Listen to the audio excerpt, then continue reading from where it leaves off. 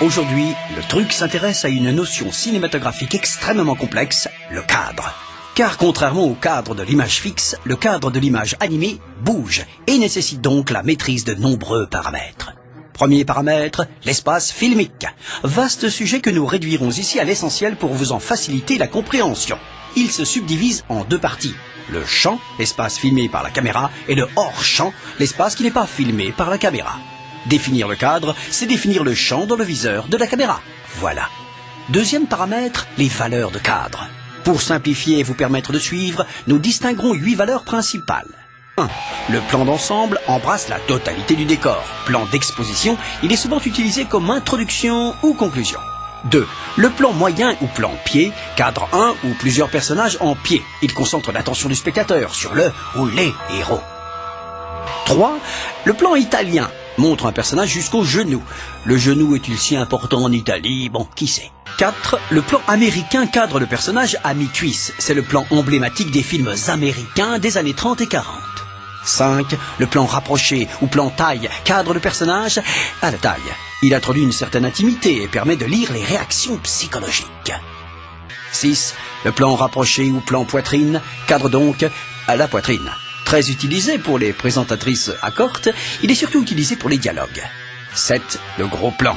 Il se rapproche encore et permet de lire directement la vie intérieure d'un personnage. 8. Le très gros plan ou insert attire l'attention sur un détail dramatique. N'allons pas plus loin pour ne pas vous effrayer. Abordons maintenant un troisième paramètre beaucoup plus flou, j'ai nommé la composition. Sachez par exemple qu'un certain nombre d'or hérité des architectes antiques a permis de définir dans nos cadres cinématographiques la règle des tiers. Pour équilibrer la composition d'un cadre, il suffit de partager ses dimensions horizontales et verticales en 3 parties. Les croisements des lignes de force ainsi obtenus sont considérés comme des points forts de l'image autour desquels on s'efforce de placer les éléments majeurs. La hauteur de la caméra est également déterminante pour la composition. À hauteur du sujet, la vision semble naturelle et neutre. En plongée, c'est-à-dire au-dessus du sujet, la vision est dominante, elle écrase le sujet. En contre-plongée, c'est-à-dire en dessous du sujet, elle le magnifie, le spectateur est dominé par le sujet.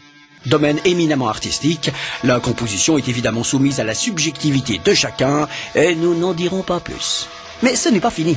On ne peut pas parler du cadre sans évoquer un quatrième paramètre, les mouvements de caméra, qui permettent de modifier le champ dans un même plan. Alors, il existe 3 types de mouvements. Tout d'abord, le zoom ou travelling optique, qui consiste à agir uniquement sur l'objectif d'une caméra fixe.